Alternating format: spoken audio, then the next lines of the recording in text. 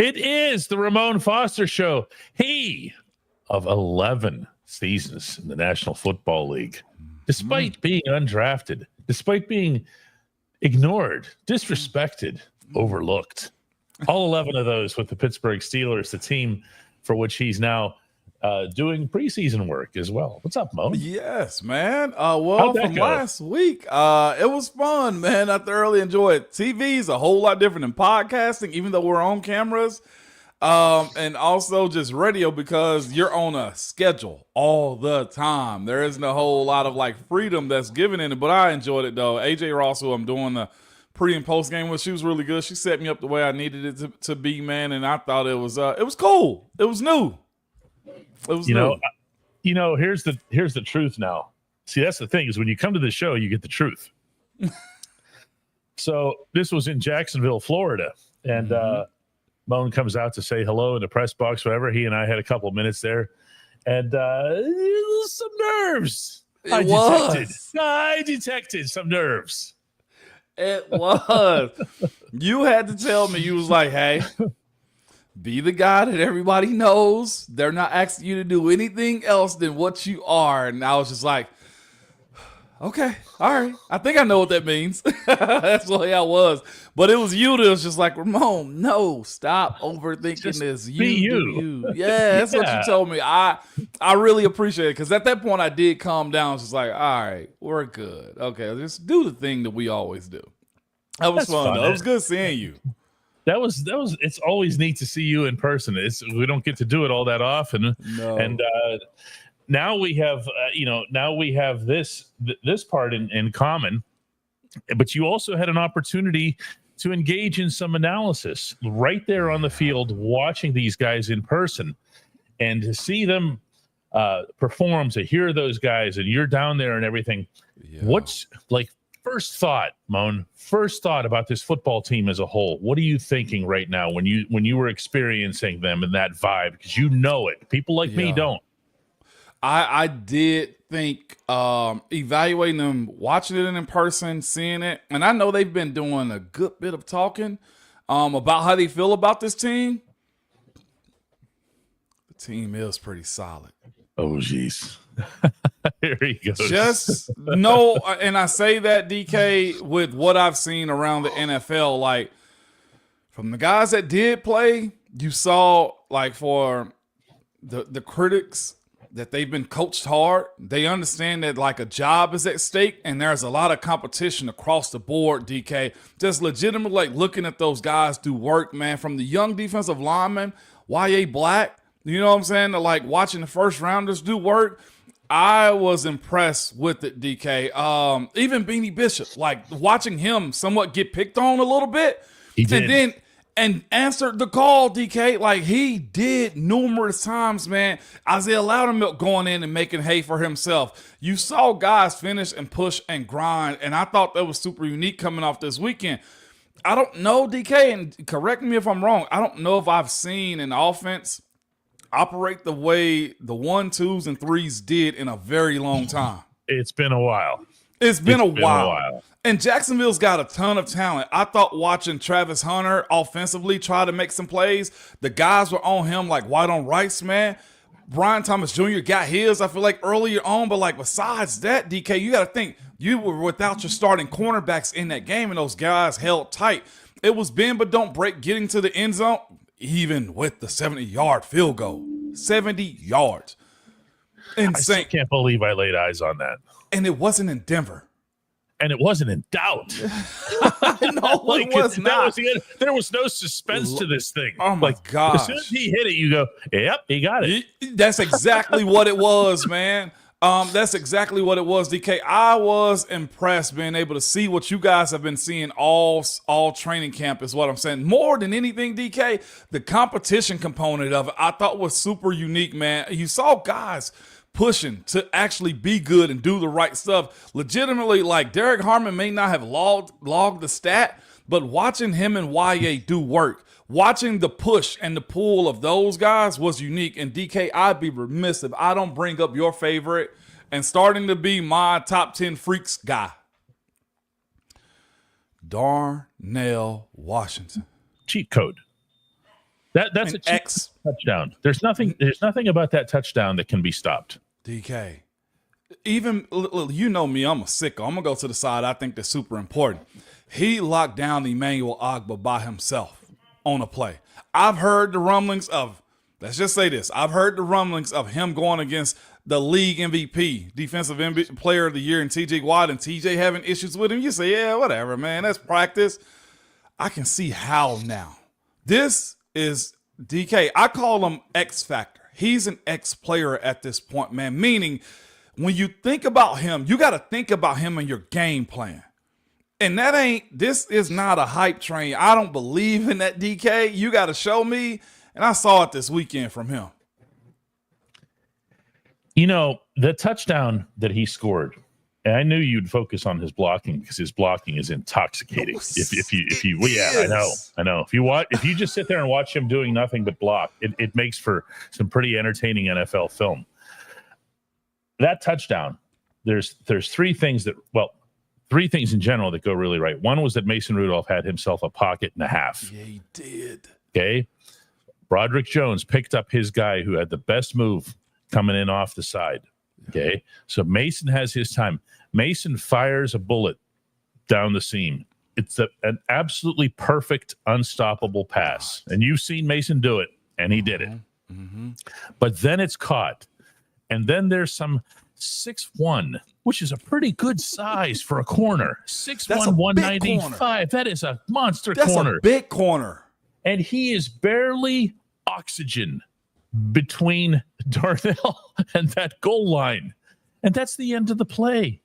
That's the kind of stuff that if you're a football coach at any level, you will embrace the big kid on the field every time. Mm-hmm. Yeah, you will, DK. I thought it was impressive. I looked at the guys up front moving, man. I was glad to see my guy Troy Fautano. I will say this too, I think there were some questions about Broderick also. Didn't hear his name. I don't think he gave up a pressure or anything when you talk about what his assignment was this past weekend. Spencer Anderson, dog, got to give it to him. He's showing himself to be the reliable rotational guy that you may have to call on from time to time, man. And Zach, I met Zach in the hotel as we're all around each other and stuff. Zach's hands are about as thick as a 500-page book. Okay, that's a well put together young man right there, DK. The running backs, of course, without your starters, it wasn't a whole lot to call home about. But I will say I did enjoy DK watching what's his name, Lou Nichols at the end. Have a day for himself too, and I know it was against the ends, against the 3s and 4s and stuff like that. So what? Perform. But man to man though, DK, like you didn't see guys, man, lose focus on the task at hand. And I don't know if this amount of vets, and I'll even say this, DK, the amount of stars that are on that team right now, and I think you gotta somewhat acknowledge that. Like I feel like you raised the floor with guys wanting to be a part of that, DK. And if that's what they did this year in this offseason, you got to tip the cap to it, DK. You just doing this moment. So far, it's the preseason, and I'll shut up right there. It is, and names are names. You know, I've been joking for a while now out in Latrobe that if you're an autograph hound, you don't know which direction to turn with this team. I agree. You're over here, you're looking at Aaron Rodgers, you turn around and there's Jalen Ramsey and there's DK Metcalf and it's Darius Slay and I'm just talking about the new guys, you know, Jonnu Smith. Yeah. It's a lot of names. Now the names have to come together into being a team, and that's part of what we're going to talk about when we come back right here on the Ramon Foster Show with the only segment that matters. Before we get to our names though, real quick, as you look for the button, what's my guy? Max Hurlman, fan. Max Hurlman. We love Max Standing Hurlman. Backflip. Just on that. All right, we can go to the only segment that matters. Max Hurlman, though. When we come back, ask about Max Hurlman. I got you. At DK Pittsburgh Sports, we take pride in coverage that connects our city's fans to their favorite teams. Now, that connection's stronger than ever. Introducing our all-new state-of-the-art app. Find expert inside reporting and original podcasts. Check live box scores. Track the latest stats. Chat it up with our community of thousands of fans, all in one place. The new app from DK Pittsburgh Sports. Coverage that connects. Fishing for trout. Look at this. He says, all right, here I am asking about Max. I mean, what you need to know about Max Hurlman, Colgate University, not drafted. He looks like every one of those Rudy type stories.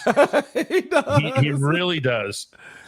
And he doesn't have any particular skill, in terms of speed, size, anything, except for one. He makes football plays. That's it. It's hard keeping guys away from making football plays or keeping them off your team that just make football plays. That play he had this past weekend, DK, I'll say that side of it. And to be quite honest with you, you mentioned the Rudy effect of it, right? Like you see him, you think like he's not an athlete. I'll be completely honest. Seeing him do a standing backflip shows me the explosion and the athlete that he is. I want him on my roster if I find out that he can make plays for you on special teams. Like that piqued my interest. Like, whoa, wait a minute. This fool just turned a backflip. But as you said, the stars of this team, though, DK, it's the preseason. Again, I'll acknowledge that. But I think the pressure of the guys that are playing, the supporting actors in this thing, they gotta show up because of those dudes, DK. Yeah, I mean, and they got to show up this year. That's the other thing and you're starting to hear some of that from some of these guys, Moan. In my conversations with them, they're starting to get a little bit less shy about pointing out what the obvious is. Okay, which is if you put this together, there's an expectation that it's got to come together, and it's got to come together in a hurry. How does that happen? Who takes over, Moan? What is that? It's a fine line, DK, between pressure and calmness. And I feel like if they continue to bring that up and understand the task, we know you got to get the luck. It's health, man. It's having, I see the name we're all looking at, the Cam. If we can keep non-football issues out of the way, I think that plays a part in it too. You know what I'm saying? Like that's keep non-football issues out of the way. Have a sense of just ownership of what you're doing and understanding with a little bit of pressure, DK. I ain't mentioned anything about the execution because with what we saw from like the 1Bs and like the 2s and 3s, I think the understanding is there. I don't know if we've seen a cleaner game from them in the preseason, DK, to where you can say to yourself, all right, I kind of like this. And it wasn't without fault. You know what I'm saying? Like they had some chunk plays and stuff like that over the course of the game. But when we're talking about the basics of asking guys to catch footballs and make tackles, also Roman Wilson started off hot in that game. 2 targets, 2 catches for 24 yards, if I'm not mistaken, too. He looks like an NFL wide receiver, DK, this past weekend. He really did. He really did. And there's been times in camp where that's also been the case. I have this one from Tyler Johnson. Says, hey, Bowen, will Zach Frazier be an all-pro this season? Is he ready for that climb? It's second year. Centers, don't they usually have to stand in line a little bit? And that's what I was going to say. There's a line. There's a real line when you look at that type of situation. I'm thinking of Creed Humphreys off top. But here, to your point, DK, the profile being raised, meaning if Jaylen Warren goes out and have a monstrous year and this offense is cooking, you know what they do? They start focusing down. Who's in front that's helping this? That plays a part in it too. If he goes and wins, Tyler, there's a strong conversation that he'd at least be considered with what we think is good play from him. We have, I thought I saw a Cam Heyward question here somewhere. We don't want to look like we're avoiding it, but if you don't want to ask about it, there it is. You know, we can do that as well here. Go ahead. I didn't expect this. One, I didn't realize his warning to the front office that he said he gave to them in February. Was a part of this. Like, you guys. Well, I think when he got re-upped last year, he said that he'll be coming back if he has an all-pro season. Cam's situation is funny, though, because a lot of people on social media, and I point in that direction, have pointed out his Aaron Rodgers conversation this past offseason. Either you do or don't want to be a Steeler. It's just that simple. And I feel like those words are coming back to kind of bite him a little bit because it's the same situation of commitment to the cause. And that's the only issue that I have with what he's got going on right now. Like, if he think he deserves more, I heard somebody say, you don't get what you deserve, you get what you negotiate. And if he feels like he can negotiate more and Omar chooses to bend the knee, more power to him. But I see the context that a lot of people are adding. Like, he's 36, about to be 37, if I'm not mistaken. Well, what if you had a bad season? Do you ask for less money if that's the case? Those situations do happen. I will say that to all our listeners now. Teams that have guys with high numbers that they see declining, but they don't want to let go, they also will, hey, you need a pay cut or get cut in general. That does happen. Yes, the cruelest aspect by far of the NFL labor agreement is the non-guaranteed contract. It's the only sport that has those. We're starting to see more money get guaranteed within contracts, but only for select players, and even then, never at 100%. Never, unless you're a quarterback, and that comes with injury clauses and everything else too, DK. It's touchy because the same thing we talked about this offseason, DK, because of the age. That's where it becomes tricky, is that it can be bothersome. Yes. Kenneth Moses says, hey, Moan, what interior offensive lineman and defensive lineman sleepers do you see here? We've talked about the O-line. Who do you have on the other side here? There's sleepers over there. You mentioned Loudermilk. Not too many people do. Loudermilk, I enjoyed watching this past weekend because the situation he was put into, DK, to go make plays, I thought he did. I'm going to be quite honest with you. I am so high on Y.A. Black. It's him and everybody else to me at this point. What it looks like, isn't it? Yes, 12 snaps, and then your coach gets you off the field. Bro. The coach gets you off the field in a preseason game. You know why? Why? It's like saying, I'm not losing him. I've seen enough is actually Tomlin's line. That's right. Listen to me. By the way, he looks like a defensive Max Starks out there with the big arm brace on and the neck roll that he got going on too. He's if it's Mount Washington and with Darnell, he's Mount YA or Mount Black at this point.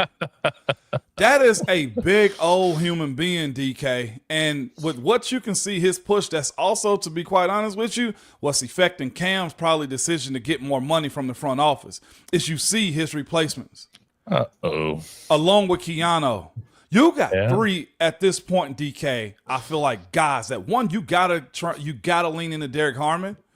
But if you hit on YA, you also hit with Keanu, and you also hit with Derek Harmon.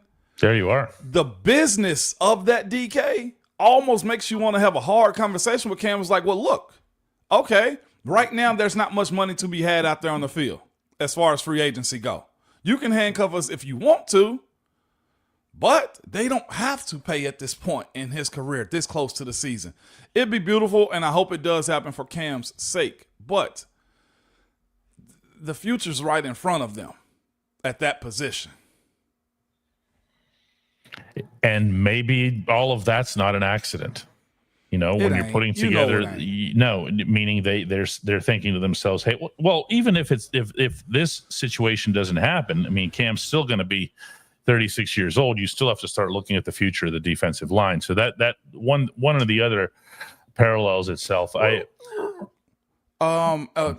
So real quick on this one too, with Tyler, it's like, what about our depth at that point? I just mentioned the other guys that you have. You got those three plus Cam. Unless he gets cut or traded, Cam's going to be there on top of Keanu Benton. That's 5 interior defensive linemen.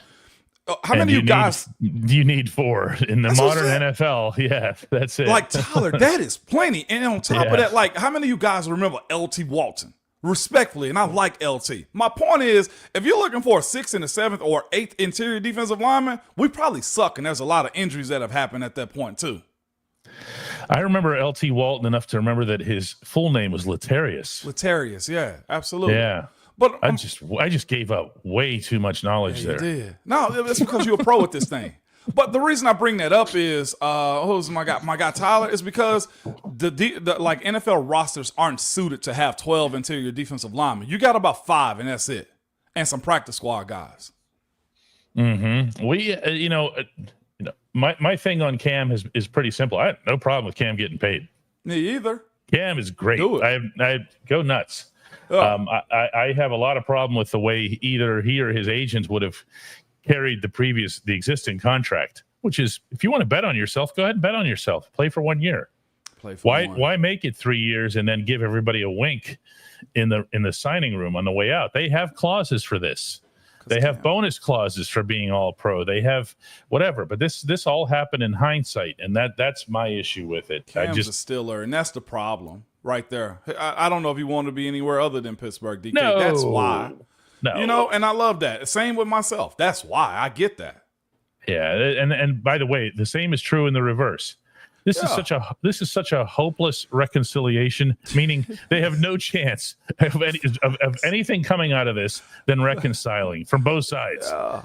There's no suspense here. No, we say that about TJ. We say it about Cam every other year. There's no chance of anything other than this having a happy ending to it. With due respect to Deshaun Watson. Mm-hmm. Mm-hmm. Dude, no, he did not. Yikes.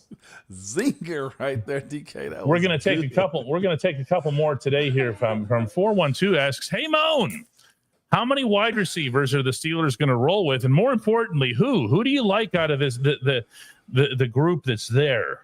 Man, Scotty continues to shows up, DK. Just thank you. I was so hoping you'd mention him first. He's Switz. They love him because he's Ryan Switzer.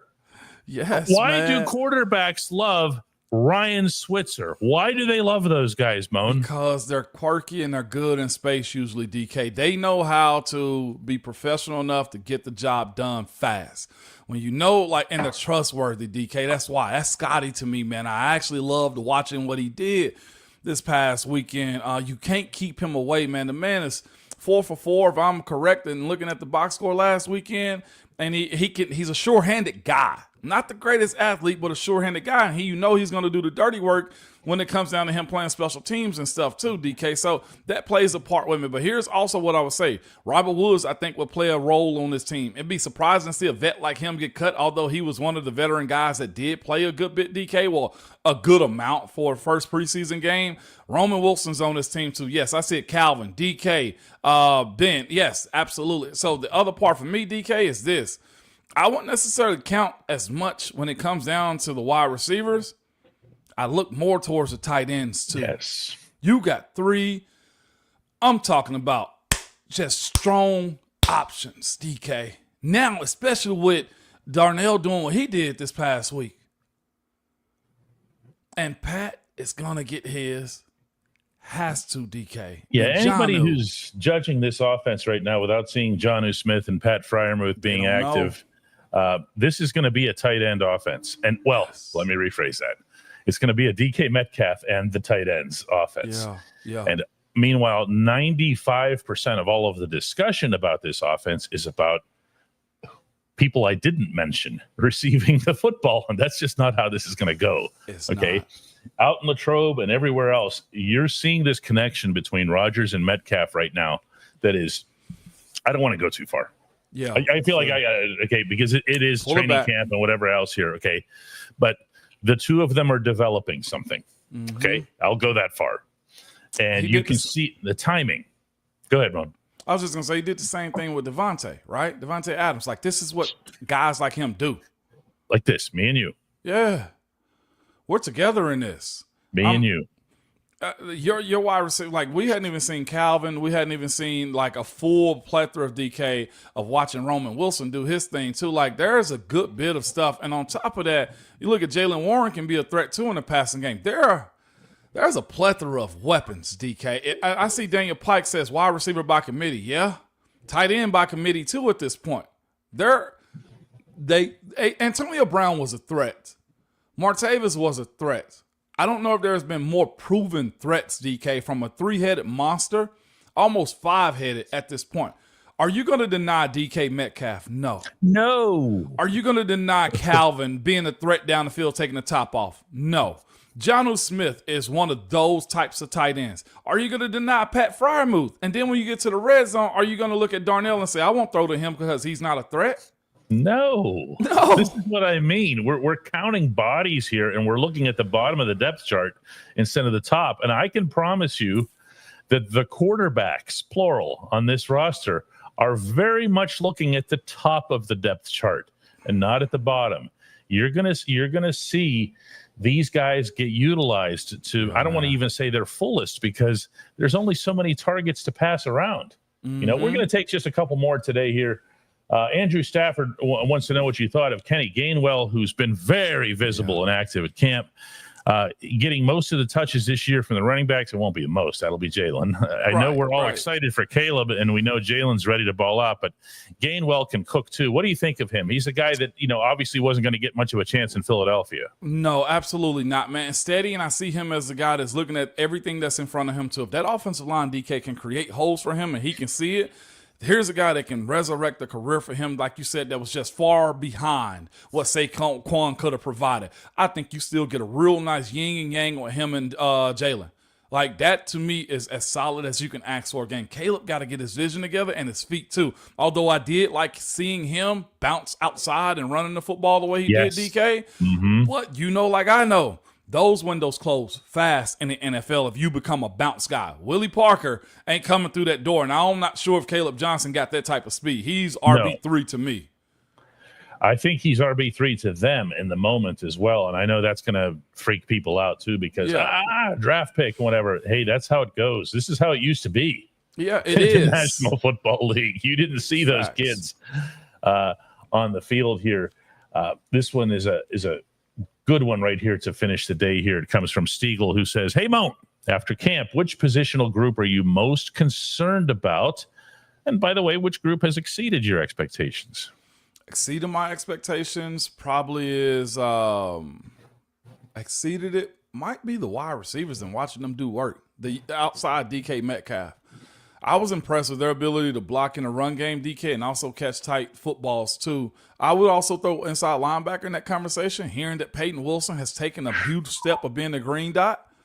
He's going beyond green dot. Yeah, man. Again, got to hold it back here. But he looks like he's ready to be a grown up. Yes, DK, and just because so much is weighed up on this group, though, guys that need concern, I still think it's the young, overly inexperienced offensive line, even though they've been in it 2-3 years. Do they understand what's in front of them?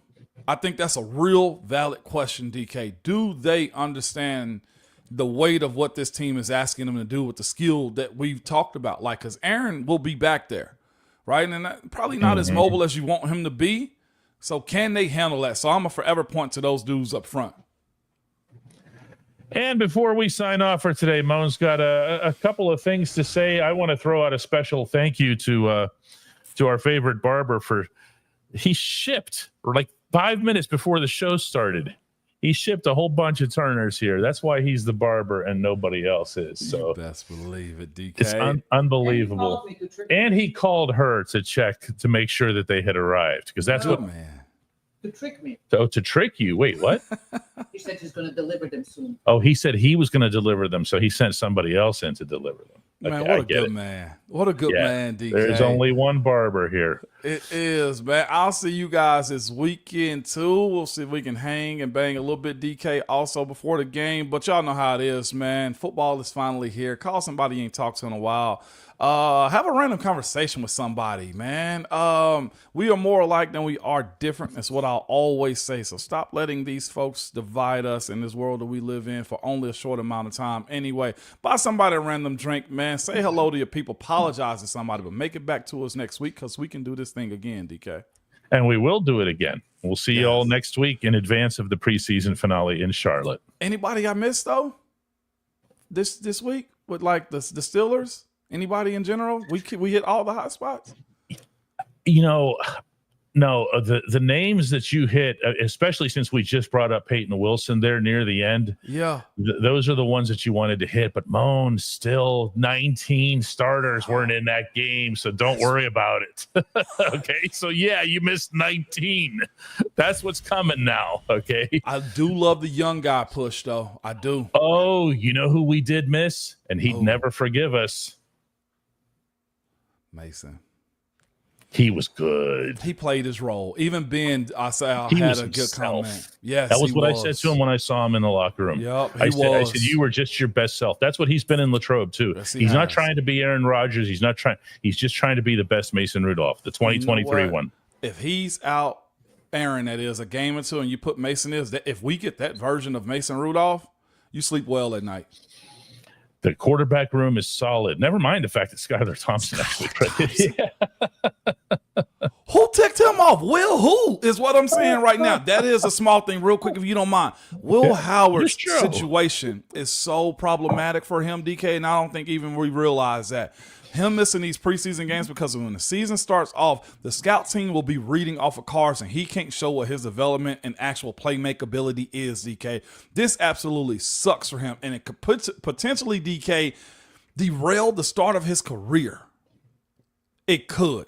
No live reps in the stadium because Mason's the backup. Skylar Thompson just took his shine right now. We had a lot of people last week, DK, on the Will Howard the future conversation, and we may not even get to ever see that, DK. And I mean ever. You know, this is a tough preseason for that kid. I mean, I don't think people realize how, you don't have a second place to go to. If you're not out there in the preseason, he's not just going to go off to Canada and be a Rough Rider for a couple of months. Vegas, there is no red shirt for Will. Mason's the backup quarterback is what I'm telling you. And then next year with Aaron removed, I'd almost expect them to go first-round quarterback, DK. In which case, you might want to take your time with that individual. So, it's oh, my. We're going to save this one for next week here. We have to end today. Because Mason and Skylar got to do it again. That's the other part of it, too. That's it. And that's it. They got to do it this week against Tampa Bay. That's tomorrow with a joint practice. Those are always fun. And then on Saturday night with the actual preseason game. So we'll see you guys next week. Peace.